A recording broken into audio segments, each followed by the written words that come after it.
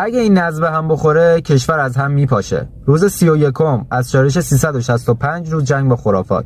این یه قصه تازه نیست. تو اواخر دوره ساسانیان وقتی شکاف طبقاتی عمیق میشه و امکان اعتراض از بین مردم